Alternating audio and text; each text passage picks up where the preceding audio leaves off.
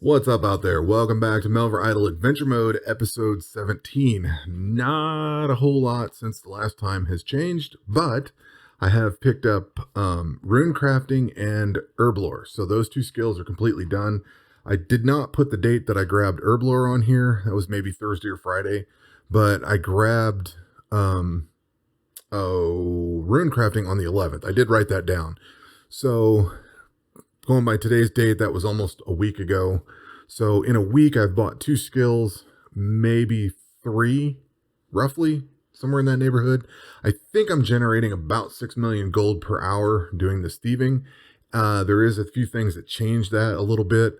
I'm also generating, I think, around 104 million or 140 million per day, somewhere in that realm.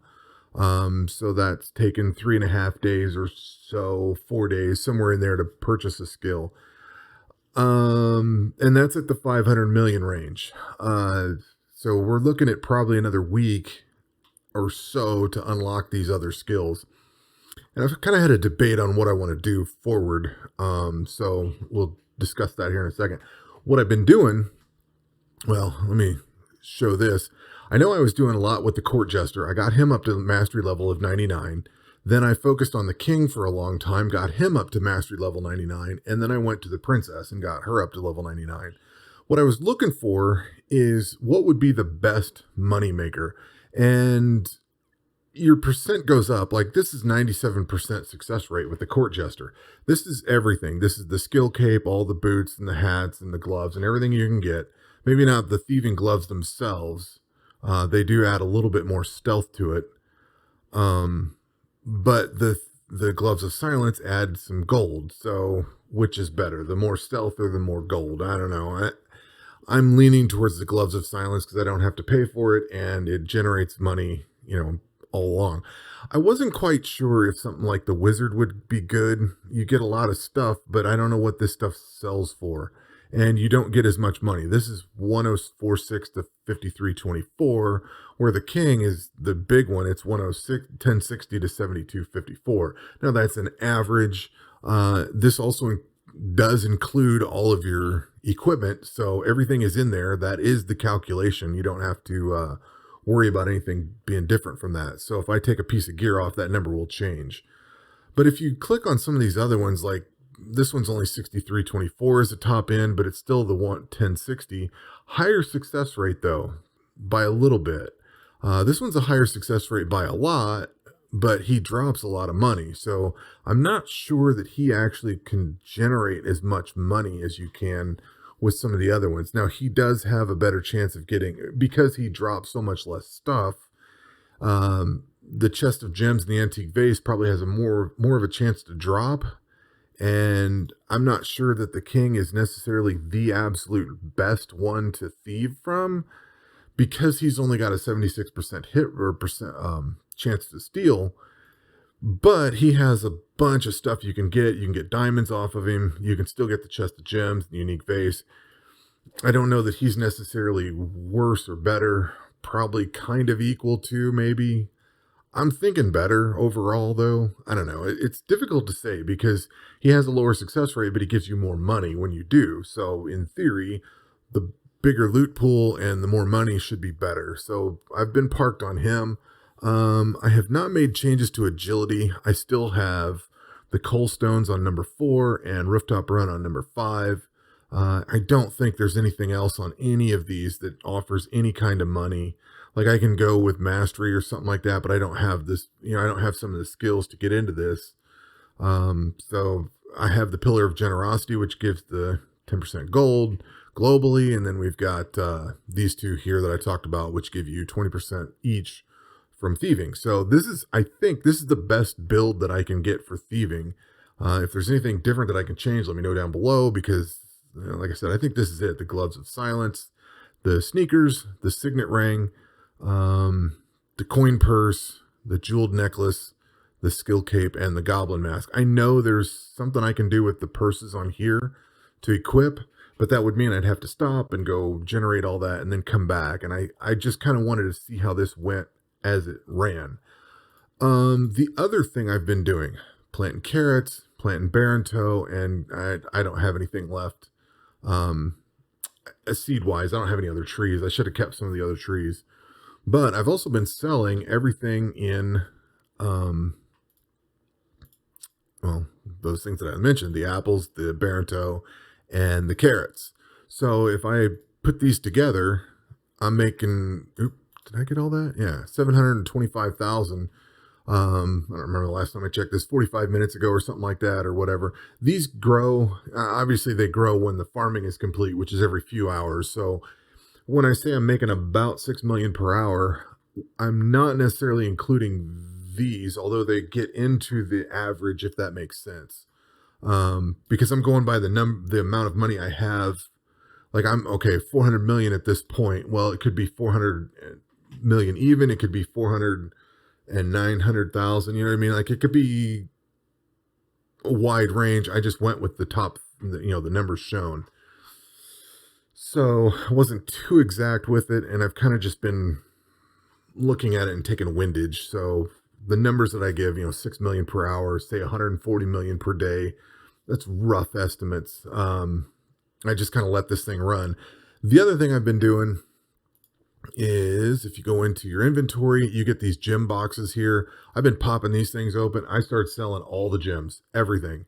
I did have a nice fat gem stack in here in my mats section, mats tab, but I was like, you know what? I just need to get rid of all this stuff. So I've been generating as much money between farming and thieving, everything possible. This is going to net me $1 million. So I mean, it all adds up. I figure everything that I get out of this is going into cash forward. Like I said, I've just been pretty much thieving from the king. Once I hit all three of those at mastery level 99, I really wanted to see what the success rate was, and I wanted to see what the amount of money was. I think the king is probably going to be the best. That doesn't necessarily make it the best, because there could be some other ones. Like, say, one of these lower ones may have a lot of good stuff, like the chef. Maybe he gives you a lot of whales or something. I don't know. You know what I mean? Like, there could be a hidden gem down here that gives you a bunch of decent stuff. Obviously not going to be that. This isn't to say the king is the best. It's to say that's the one I've been using. So there could be a little better moneymaker somewhere in here. I just haven't really searched for it. So that's kind of where we're at with this whole thing. Going forward, when I was doing this adventure account, I really just wanted to come in here and complete Into the Mist. That was kind of my end game goal, was to just beat this and be done with it.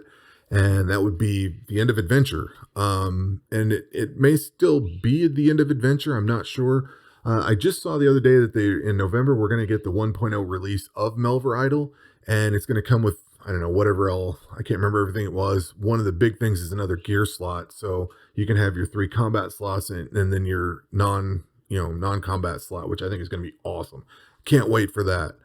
But for this account, I really never envisioned this being a completionist account.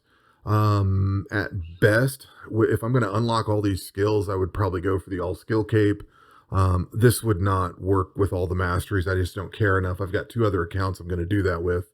So I wouldn't necessarily care about getting that completely done, but having all the skills available would be awesome. And I would probably take the least, like, I don't know that I would work necessarily on summoning, like work on it. You know what I mean? Fletching, I probably don't need. Crafting, I won't need very much. Rune crafting and herb lore, I think, are 2 that I'm really going to want to open up. We're talking for in game here. Rune crafting because it's going to make it easy. Herb lore because you need the damage reduction or the diamond luck potions. So I definitely need this to be at least 95, if not 99, 90. Level 90. So 85 gets me the diamond lux, which is actually really good. I'm also going to have to build up a stack of diamonds to make those, and we're going to have to, work up everything that gets all of, all this up there. Getting up to that level is not that hard, though, so that won't be a big deal. Rune crafting, I took this for convenience because I don't have to go, I can thieve up probably most of the runes, but this way I can at least craft them easily. Craft up some gear, low-level gear, mid-level gear, whatever. At a certain point, the gear is just pointless. Crafting, I think, is completely useless altogether. For the most part, fletching is okay. It lets you build some, with gems, you can build gem tipped arrows, so that's cool. Summoning, I like, but that's going to be another expense. I kind of feel like the big idle portion now is something I need to just finish because I'm geared up for all the thieving. Everything is there. I can just keep going. I'm definitely going to have summoning, probably not today, but tomorrow sometime I'll have that unlocked. And then by next week, I'll have crafting done or fletching, whichever one, and then I'll be able to buy the other one. So probably next week's video is going to be more of the same. Here's where I'm at, blah, blah, blah. I bought these skills, and Screaming Bird is in the other room, probably hearing that noise, but I don't normally record during the day, but we were out of town, so I'm just now getting time to do this. But I was looking at this and I was like, you know what? At this point, I've already got enough money that I can get the next skill and then probably buy one more by the time the next video rolls around.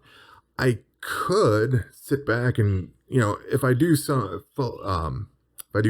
and then summoning, which I kind of thought about doing summoning first, but if I open up those two and then maybe leave crafting for later, get a start on it, you know what I mean, get some money towards it, and then start going back into dungeons, I'll get that 500 million.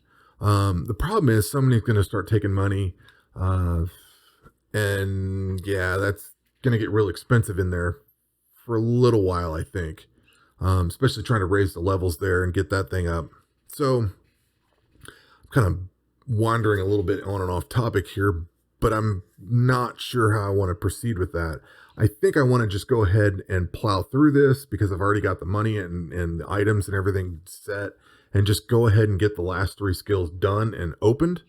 But at the same time, I kind of feel like that would put me where I'm at with my standard account and my hardcore account. You know what I mean? Like, so if I have everything unlocked and I have it all, then there's not really a point to continue adventure mode. So I think what I'm going to do is go ahead and get these unlocked. I think that's what I'm going to keep proceeding forward with, is to get this stuff unlocked completely. And then I'll only worry about, like, say, rune crafting and herb lore, and leave the rest of these really not leveled up at all. Maybe working on summoning just to keep the levels going or something. I'm not sure exactly. But I really want to push into the mist and get that taken care of.